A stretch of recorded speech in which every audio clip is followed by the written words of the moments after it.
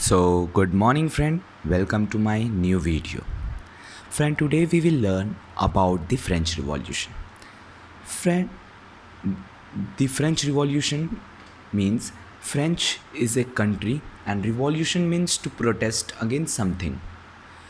किसी के चीज़ धरना देना, कुछ करना, उसे हम लोग प्रोटेस्ट कहते हैं, रिवॉल्यूशन कहते हैं. तो फ्रेंड हम पढ़ेंगे first topic the French society during late 18th century. 18वीं सदी में फ्रेंच सोसाइटी कैसा था. फ्रेंड सबसे पहले तो हम पढ़ेंगे वहाँ एक राजा था लुइस 16 जो कि अपने 20 साल के उम्र में वो फ्रेंच के थ्रोन को असेंड कर लिया. असेंड फ्रेंड जो राजा था लुइस 16 था और वो जो था वो एक बॉर्बन फैमिली से था. फ्रेंड असेंड मतलब कब्जा, मतलब ले लेना, अपने हाथों में ले लेना, उस अधिकार को अपने हाथ में लेना. फ्रेंड सपोज़ मान लो लुइस 16 के फादर जो थे वो लुइस 15 थे. लुइस 15 जो थे वो इसे असेंड किए, लुइस 16 को असेंड किए कि अब तुम ये काम करो. तो फ्रेंड वो जो असेंड किया था वो इन 1774 में किया था. और जब वो असेंड किया 1774 तब उसका एज था 20 ईयर्स. तो उसका बर्थ कब हुआ होगा? 1754. ठीक है फ्रेंड्स.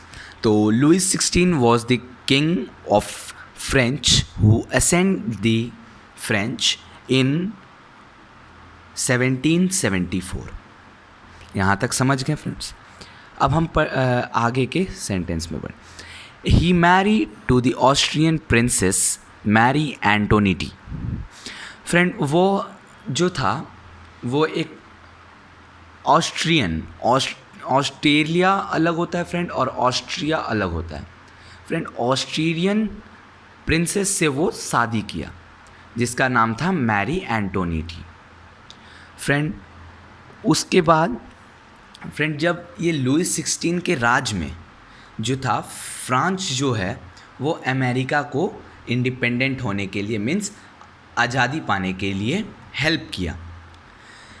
तो फ्रेंड ये हेल्प जो किया इसमें फ्रेंड ये अगर हम किसी आदमी को हेल्प करेंगे फ्रेंड आज़ादी के लिए तो लड़ाई करना होगा उसके बदले. तो फ्रेंड हमें खर्चा आएगा. तो फ्रेंड जो फ्रेंच था उसको 2 बिलियन लीवर्स का खर्चा आया. फ्रेंड वहाँ मैंने ब्लैक पेन से लिखा है फ्रेंड बिलियंस. लीवर्स क्या है friend? Livres was the currency of France which was closed in इतना means 1794, which was closed in 1794.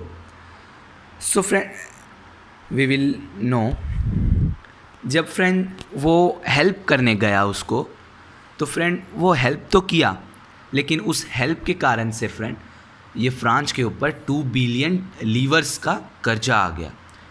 जैसे अभी हमारा लीवर्स जो है फ्रेंड वो वहाँ पे मुद्रा के रूप में चलता है, जैसे अभी हमारा रुपीज़ के रूप में आया है.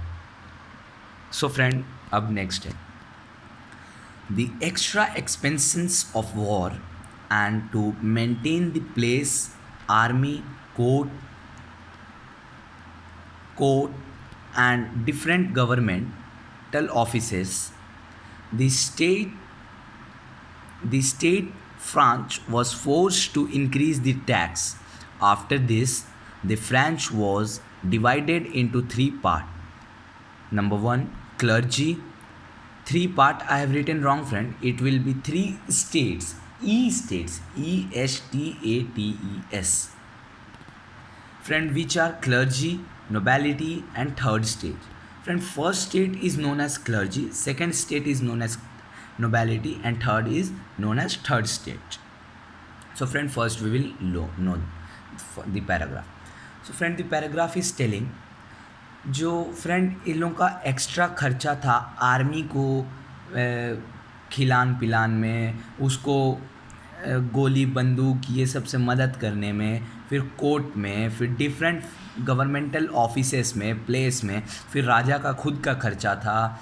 तो फ्रेंड इसके कारण फ्रांस के ऊपर बोझ बढ़ गया। मैंने जैसे कि ऊपर में बताया 2 बिलियन लीवर्स का था, वो हो गया था। तो फ्रेंड अब वो इस कुछ तो करेगा इसको कम करने के लिए।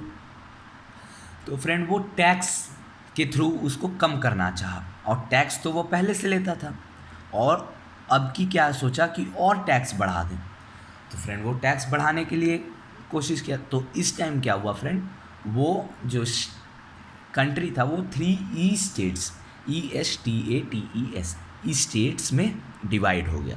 First state, second state, third state. तो फर्स्ट और सेकंड स्टेज के पीपल जो थे फ्रेंड्स वो डिवाइड हो गए, जिनका कि नाम क्लर्जी एंड नोबैलिटी था। और थर्ड स्टेज के पीपल है। तो थर्ड स्टेज के पीपल में आते हैं businessman, servant, labour, farmer, landless. Businessman जो थे, सर्वेंट जो थे जो राजा के घर में, फिर फर्स्ट स्टेट और सेकंड स्टेट के पीपल के घर में काम करते थे, लेबरर्स, फिर फार्मर्स, लैंडलेस पीपल जिनके पास ज़मीन जगह नहीं हो, एक्सेट्रा। अब फ्रेंड नेक्स्ट है, the first and the second state consist of people who have money, land, etcetera.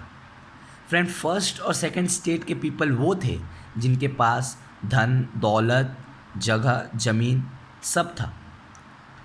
They do not पे taxes but they got all the privilege by the birth. The population was 10% of France. Friend जो ये first और second state के people थे ये बहुत धनी थे, और ये जो थे ये फ्रेंड टैक्स भी पे नहीं करते थे। ये सिर्फ मौज में ही रहते थे, टैक्स भी नहीं पे करते थे। इनको सारा प्रिविलेज मिल जाता था, बाय बर्थ मिल जाता था। जन्म लिए कि इनके नाम पे प्रिविलेजेस, इनके नाम पे राइट्स सब मिलने लगा। और ये जो था फ्रेंड ये फ्रांस का 10% पॉपुलेशन को कंसिस्ट करते थे। हमने फर्स्ट और सेकंड स्टेट्स के बारे में पढ़ा कि वो कौन थे, कहाँ थे और कैसे थे। Friend people of third state consist of 90% population of France, but then also they do not got any privileges and had to pay taxes. There was 2 types of direct taxes, tithes and tail. Tithes was the tax which was taken by the church, and tail was the tax which was directly taken by the state, means king. They have to pay some more taxes indirectly on eating and daily life product like salt and tobacco taxes, etc. Friend जो third stage के people थे उनकी जो आबादी थी वो France में 90% थी। 90% जो आबादी था फ्रांस का वो थर्ड स्टेट के पीपल का था। यानी कि जो बिजनेसमैन थे, ट्रेडर्स थे, फिर poor people, landless people, farmers and all etcetera, servant. तो फ्रेंड ये लोग जो थे ये लोगों को कोई प्रिविलेज नहीं मिलता था। ऑन देयर मैरिड ऑल्सो, अगर इनके पास कुछ अच्छा है तब भी इनके मैरिड पे भी इनको नहीं मिलता था। तो फ्रेंड ये जो था फ्रेंड सिर्फ और सिर्फ टैक्स थर्ड स्टेज के पीपल ही पे करते थे। और फ्रेंड वो टैक्सेस 2 टाइप्स के थे friend, and those are tithes and taille. तो फ्रेंड तिथीज जो टैक्स था वो चर्च के थ्रू लिया जाता था, और फ्रेंड जो टेल टैक्स था ये 2 जो टैक्सेस हैं ये डायरेक्ट टैक्सेस थे जो कि हमें दिखाई देता था, हम खुद से देते थे। और फ्रेंड टेल जो था वो डायरेक्टली स्टेट से लिया जाता था, मीन्स स्टेट नहीं, मीन्स कंट्री से लिया जाता था हर।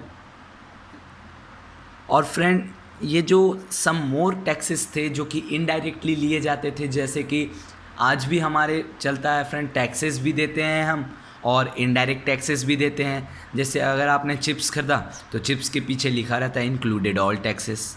तो फ्रेंड ये टैक्स इंक्लूड करके दिया रहता है, तो इन्हें टैक्स देना पड़ता था friends. So thank you friend. In next video we will learn about the next topic of French Revolution. If you are new in this video, so please like, share and subscribe.